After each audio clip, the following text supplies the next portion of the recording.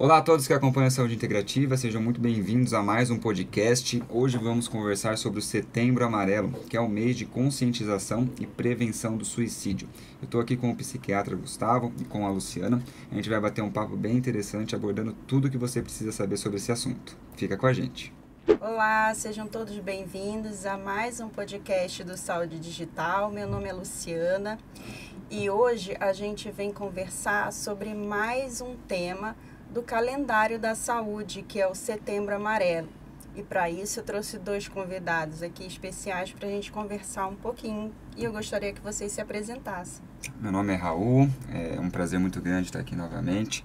Eu sou fisioterapeuta do Serviço de Atendimento Domiciliar da Prefeitura de Campinas. Trabalho também com terapias integrativas e acupuntura. E eu estou muito feliz de participar de um podcast, de um tema tão importante que eu acredito que vai ajudar bastante a população. Então eu agradeço muito o convite, a presença de vocês dois aqui para a gente discutir esse assunto bem interessante. Eu sou Gustavo, queria agradecer o convite de vocês, dizer que já está sendo positivo, prazeroso para a gente esse contato. Eu sou psiquiatra, psicogeriatra, sigo sendo estudante de psicanálise e hoje trabalho primordialmente com educação médica. Hoje eu trabalho na São Leopoldo Mandique de Limeira e também sou pesquisador de ensino em saúde. Doutor, para começar, da onde vem essa campanha do Setembro Amarelo? Qual que é a importância de se ter um momento para falar sobre essa campanha? A campanha do Setembro Amarelo e até a cor escolhida, né, como mote desse mês de conscientização, vem de um evento que aconteceu nos Estados Unidos. Um jovem chamado Mike Ame, em 1994, de forma surpreendente, de forma inesperada para a comunidade dele, cometeu suicídio dentro do seu Mustang amarelo. Ele trabalhava numa oficina e cuidava com esmero, com muito afeto do carro dos seus pares, dos seus conhecidos. Era uma pessoa muito benquista pela comunidade e aquilo gerou um choque e um susto para a comunidade, para as pessoas daquela cidade, que motivaram, né, a gente começar a pensar, e se esses eventos trágicos eles pudessem ser evitáveis? E a partir de então, a partir de 2003 para a OMS, o setembro se torna amarelo como um mês de conscientização, mas eu até tenho uma aula na faculdade que eu chamo de Outubro Amarelo, né, que a gente tem que persistir nesse cuidado, nesse olhar ao longo de todo o ano. Legal. Então o Setembro Amarelo começou nos Estados Unidos através dessa questão e, consequentemente, acabou vindo para o Brasil e de uns anos para cá está bem forte. A gente consegue ver nas mídias sociais, né, no jornal, na televisão, a importância da conscientização e da prevenção do suicídio como sendo algo que, se a gente conseguir olhar para isso, olhar melhor, muitos casos podem ser evitados. Então, a comunidade médica enxerga isso também. Sem dúvida. Ao contrário do que se tinha de estigma, né? Falar sobre suicídio, falar sobre sofrimento mental e ressaltar os desafios que todos nós temos no nosso dia a dia e as pessoas que estão sofrendo com alguma afecção psiquiátrica, ao invés de incentivar, ao invés de piorar o cenário, na verdade protege, permite escuta, permite diálogo. Até ficou uma sugestão, já que o Setembro Amarelo começa lá com a história do Mike Ame, que tinha seu Mustang amarelo, uma música da Legião Urbana que foi lançada 2 anos depois. Eu acho que vale para o nosso público escutar para tentar se sensibilizar. A história do João Roberto, que tinha um Opala metálico azul, e a história narra, né, um acidente trágico que ele sofre e que talvez também pudesse ser fruto de um sofrimento mental. Então, é uma indicação aí artística, cultural, sobre um tema que cada vez mais tem sido abordado e isso é importante. E é bom, acredito que é bom a gente citar aqui que não são só os jovens que estão, né, predispostos a cometer o suicídio. E para dar continuidade, acho que a gente pode falar um pouco de epidemiologia, qual que é o público-alvo dessa campanha. São todas as pessoas, são as crianças, são os adolescentes, são os adultos jovens, idosos. Existe um consenso aí na literatura médica de epidemiologia, algum público que seja mais público de risco, vamos dizer assim, classe social, idade, sexo, qualquer coisa assim, para a gente começar a falar desse assunto? A epidemiologia é sempre uma coisa variável, mas a gente tem algumas tendências, né? Principalmente em países em desenvolvimento ou países subdesenvolvidos, a população jovem é especialmente vulnerável e dentro da população jovem, tanto homens quanto mulheres. Com o passar dos anos, a gente chega na população idosa que também é extremamente vulnerável, especialmente em países mais desenvolvidos. Hoje existe uma tendência no mundo de queda nas taxas de suicídio, o que eu acho que é produto de conscientização, de acolhimento e de tratamento efetivo. Nos últimos 30 anos a psiquiatria evoluiu demais. Ao mesmo tempo, em países como o Brasil, as taxas têm crescido, o que ressalta e reafirma o cuidado que a gente precisa ter. Se a gente pensar do ponto de vista de epidemiologia de gênero, né, mulheres costumam tentar mais suicídio, mas homens consumam com mais frequência. Então, por volta de mais de 70% dos suicídios acontecem em homens. Eu acho que é mais ou menos isso em relação à faixa etária e à questão de gênero. Certo. E normalmente as pessoas após, né, normalmente o estudo se dá após o acontecimento. A maioria das vezes é identificado que a pessoa que cometeu o suicídio, ela tinha um problema mental prévio, de saúde mental prévio, ou muitas vezes, a gente já viu já, né? A pessoa é normal, nunca reclamou da vida, tinha tudo do bom e do melhor e cometeu suicídio. Ou seja, a saúde mental, ela tá escondida, pode esconder essas doenças ou não? É bem escrachado e a maioria das pessoas que cometem o suicídio possuem algo prévio. Aí a gente tem tendências e tem análises mundiais, mas eu acho que é interessante a gente trazer bem para o nosso contexto. Por exemplo, no Japão tem alguns fenômenos nesse sentido que são muito pontuais, na ausência de transtornos mentais anteriores. Mas pensando em Brasil, principalmente, tem estudos que indicam aí mais de 90% dos pacientes que tentam e cometem suicídio com algum transtorno psiquiátrico anterior, diagnosticado ou diagnosticável. E existe uma tendência na literatura de apontar para o seguinte: todo mundo que tentou ou cometeu suicídio provavelmente tinha algum transtorno mental, ainda que não identificado. O que a gente pode trazer como ponto comum para tudo isso é sofrimento. Um sofrimento, então, que vai ter mais uma origem clínica, psiquiátrica, ou pode ter uma origem psicodinâmica, de eventos de vida, fatores externos, porque, quer queira, quer não, a psiquiatria e a medicina estão imersas no mundo que a gente vive. Em relação às patologias, a gente também pode chegar num ponto comum que sintomas depressivos são primordiais, mas não apenas pacientes com depressão. Pacientes com transtorno de personalidade, pacientes que fazem uso abusivo ou têm alguma dependência química, pacientes psicóticos, com esquizofrenia, por exemplo. Vamos dar o exemplo da esquizofrenia. Na crise em que o paciente está alucinando, está com delírios, ele pode se expor a risco. Isso é um fator de risco. Expor a risco, assim, né? Exposição social. Na tentativa de fugir de algum tipo de ameaça, se expõe. Ou mesmo fora da crise, quando o paciente pode ter o surgimento de sintomas depressivos, pela condição, pelo sofrimento que ele tem. Então a gente pode dizer que a depressão e talvez a ansiedade, que são considerados mal do século, são fatores de risco graves para o suicídio, certo? E quando muitas pessoas são diagnosticadas hoje com ansiedade ou qualquer outro transtorno mental, como buscar ajuda nesses casos? Então, eu acho que eu estou sofrendo de ansiedade, eu estou muito estressado e tudo mais. Como a pessoa que está assistindo a gente vai buscar um tratamento para que isso não evolua para algo pior? Eu acho que a gente, tendo já evoluído bastante no combate ao estigma, ao preconceito, a gente já tem acessos mais facilitados. Mas nem sempre a pessoa vai conseguir, na lógica ideal do sistema de saúde. O importante é ela ir atrás.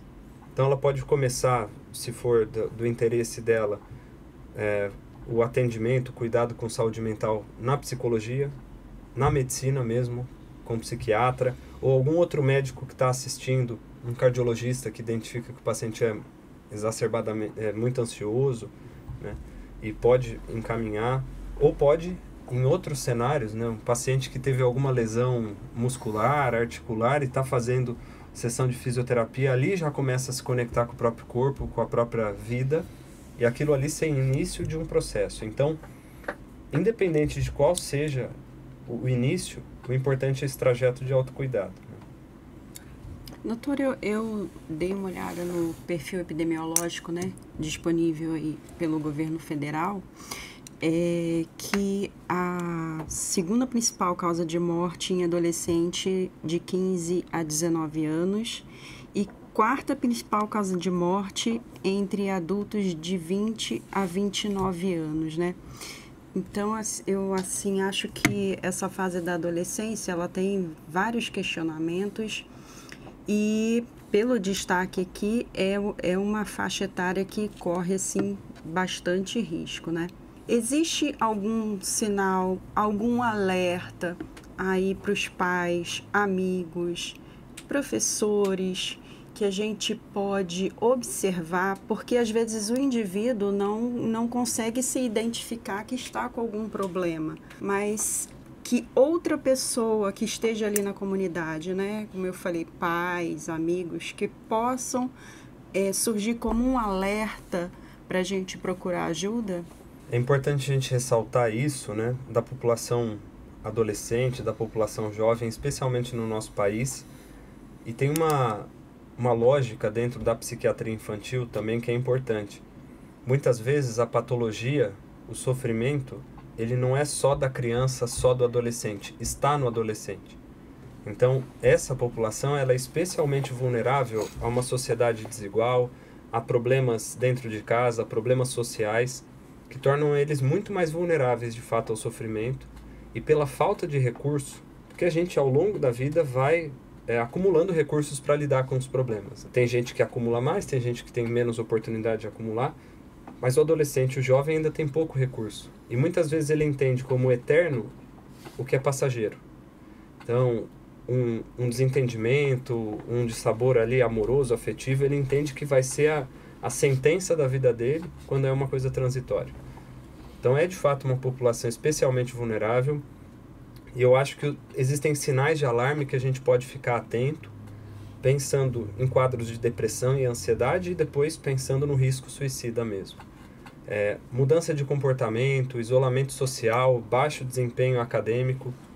A criança sempre teve um desempenho acadêmico bom, sempre teve boas notas e tem uma queda.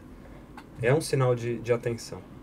Irritabilidade também é muito comum na população jovem. E isso é diferente, às vezes, do adulto. O adulto deprimido fica mais apático. O jovem deprimido fica reativo, fica irritado. Então, olha isso, né? Aquilo que, a priori, distanciaria da família, que tá mais respondão, tá mais irritado, é motivo para a gente olhar. E, via de regra, o comportamento suicida ele vai seguindo uma escala, né?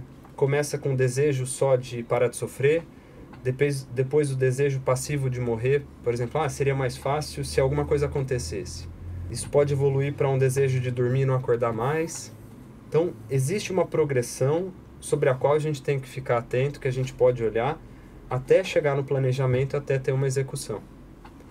Então, grande parte das tentativas de suicídio seguem essa lógica. Então, a gente está disponível para escutar, e escutar não é ser terapeuta, escutar não é ser guia. Escutar é simplesmente estar disponível ali naquele período para ouvir o que a pessoa tem de sofrimento.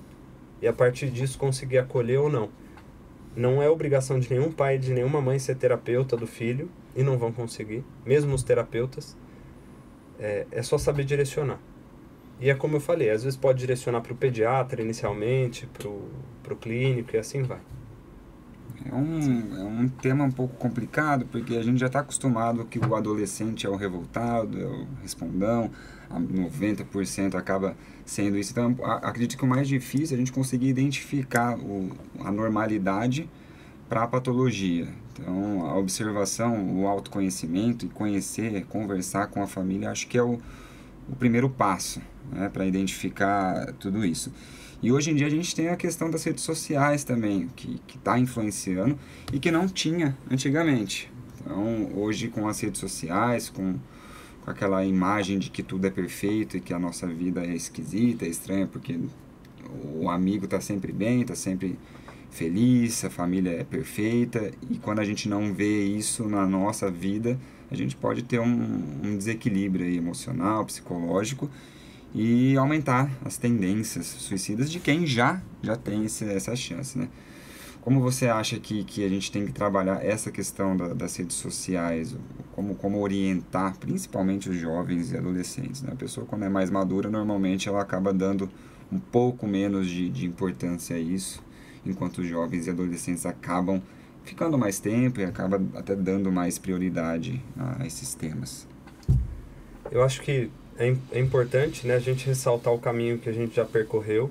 A gente hoje tem serviços, tem estratégias de saúde. A gente está aqui falando do Setembro Amarelo, que são avanços importantes que a nossa sociedade teve de lidar com o tema, de lidar com essa situação. Só que talvez o que ainda falte, que seja importante principalmente para a população jovem, são espaços de reflexão, de questionamento, de diálogo sobre o desafio próprio da vida. Porque no Instagram vai ser vendido que viver é fácil, de que seu mérito vai ser suficiente para tudo, e se você não conseguiu é porque faltou esforço. Completamente contrário do que a gente entende dentro da saúde mental, que não é uma falta de esforço, não é falta de vontade, não é falta de Deus, mas na realidade viver é um desafio. E da mesma forma que falar sobre o suicídio não aumenta o risco, pelo contrário, ajuda a combatê-lo, falar que a vida é um desafio é só uma constatação que pode ser muito acolhedora. E você comentou sobre o adolescente respondão, revoltado, questionador. De novo, né? A gente falar sobre esse tema com os nossos filhos, com os nossos pares, com os jovens, é benéfico. Então, aí fica o recado para o pessoal de casa, né? Se você tem um adolescente dentro de casa, seu filho, algum conhecido que eventualmente se comporta de forma que dá a entender que pode estar ansioso, pode estar deprimido, pergunta ativamente sobre isso. Pergunta como está sendo o sentimento. E se a ideia é ver se tem um risco de suicídio ali, pergunta. Olha, estou vendo que você tem revoltas, tem questionamentos sobre a vida, sobre o estar nesse planeta, né? Mas está valendo a pena para você? É uma pergunta simples, né? E que pode dar origem para uma conversa necessária. Isso é o preconceito que tinha antigamente, eu acredito que está diminuindo também. Então, essas perguntas, esses questionamentos que podem ser feitos para as pessoas, está mais aberto. Então a pessoa pode receber isso com mais facilidade. Igual antigamente, que quem ia para o psicólogo, quem fazia terapia era louco, era considerado louco. Hoje louco é quem não faz, né? Porque a gente já identificou todos os benefícios de ir ao psicólogo, de ir para a terapia, de cuidar da sua saúde mental como algo corriqueiro e necessário. Então, se você não cuida, é você que está esquisito, não é quem vai. Então, provavelmente, hoje em dia a gente já conseguiu vencer bastante esse preconceito e essa discriminação, e a tendência é sempre melhorar, né? Você que trabalha aí na sua prática clínica de 5 anos para cá, por exemplo, provavelmente você já viu alguma evolução, né? E a tendência é continuar melhorando isso. Sem dúvida, eu acho que é isso. Eu acho o próximo passo talvez sejam os psiquiatras, os psicólogos, os psicanalistas, não ficarem só no cenário clínico, mas irem para outros cenários. Tem muito psicanalista hoje discutindo sobre pedagogia, por exemplo. Eu acho que a gente sair do consultório e estar em espaços de conversa, discussão, é o próximo passo. Para a gente não só ficar ali na nossa bolha, tentando resolver um problema que muitas vezes está imerso ali na sociedade. Do lado de fora, né, do consultório. Sim.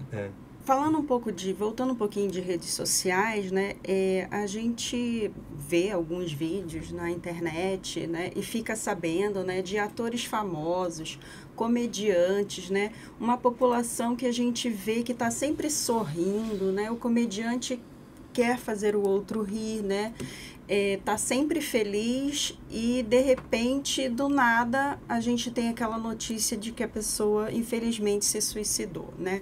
Uma população que a gente não espera, né? Uma população de alegria, uma população que está sempre feliz. Como a gente trabalha com isso? Como entender, como conseguir perceber algo para poder ajudar? Esse é um dos grandes desafios e mal-estares que a gente ainda tem dentro da psiquiatria, da psicologia, né? existe um contingente de pacientes, de indivíduos que vão tentar, de uma forma inesperada até, não seguem aqueles sinais de alarme, é quase que repentino.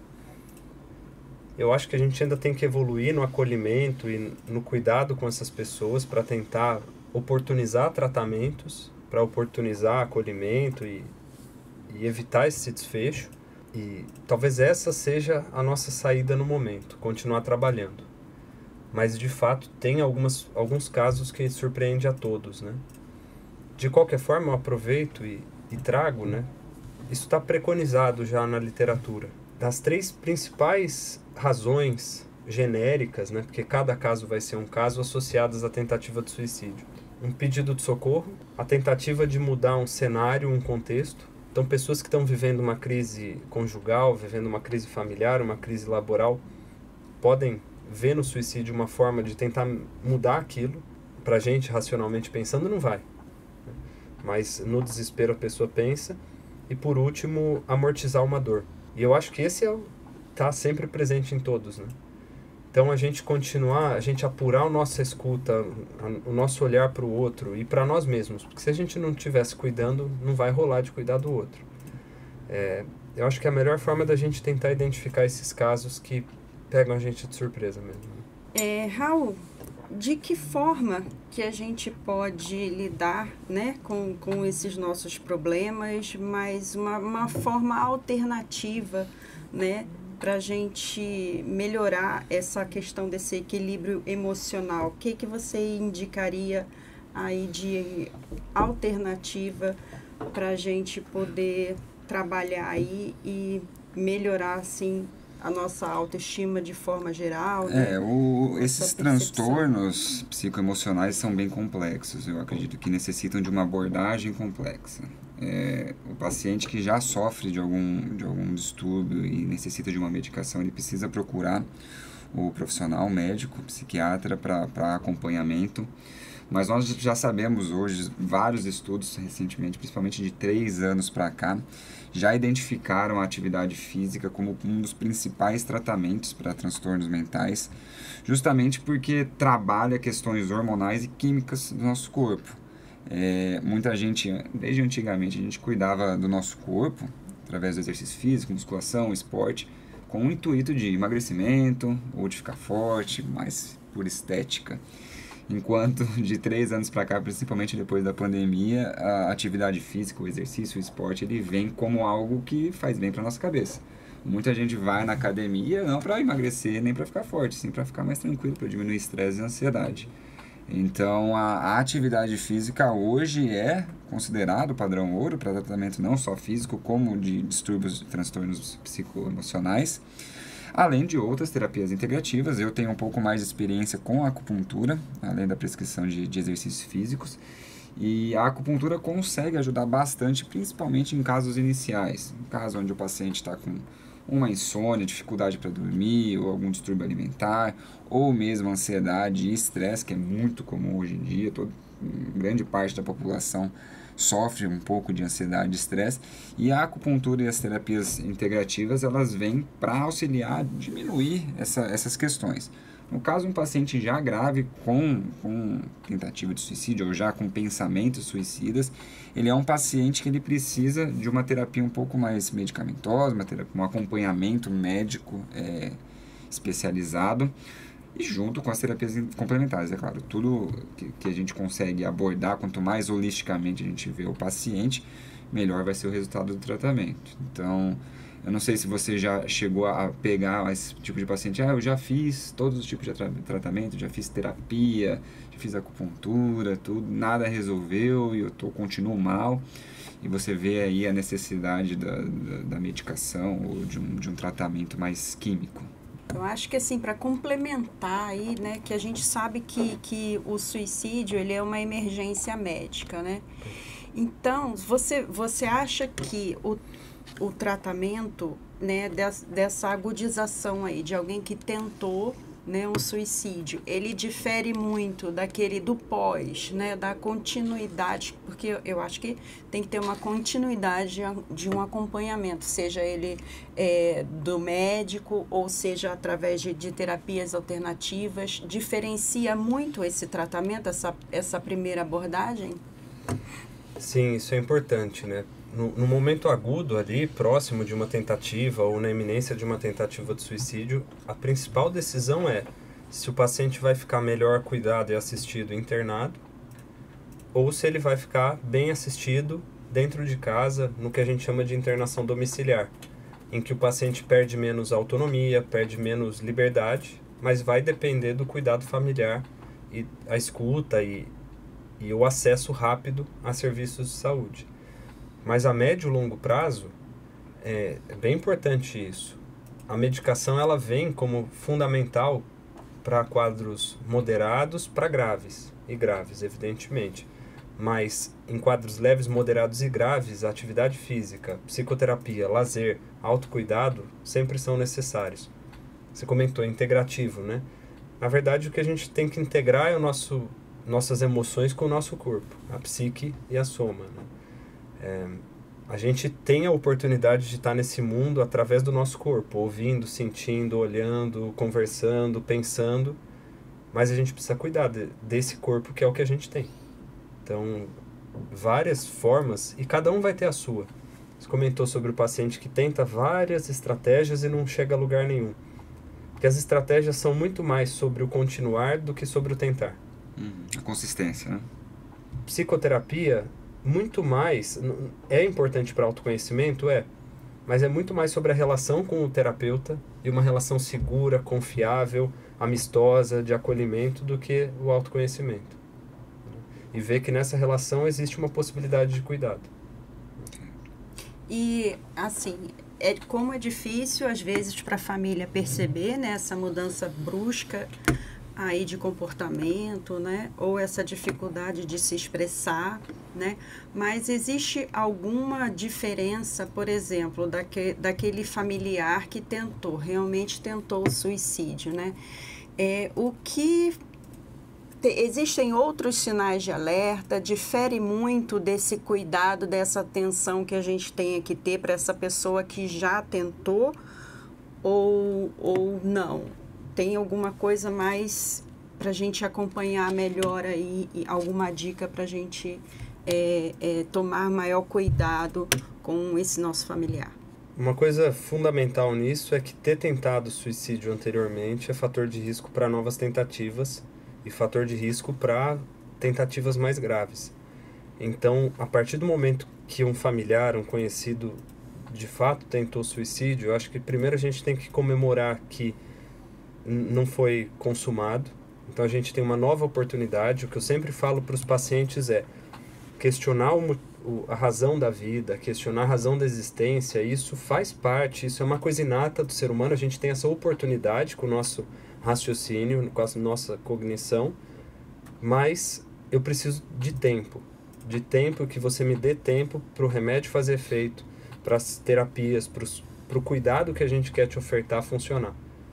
Então, se a gente tem contato com alguém que já tentou, é pedir para essa pessoa um pouco de paciência, e se a gente vê que está numa situação urgente, e aí fica o recado para o pessoal, como eu falei, ninguém tem obrigação de ser terapeuta de ninguém.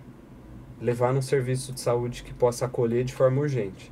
Suicídio é uma emergência médica, então você tendo um familiar que a sua escuta, o seu diálogo, parece que não está sendo efetivo, não está sendo bem sucedido, não hesite em levá-lo para pedir apoio em algum serviço de saúde.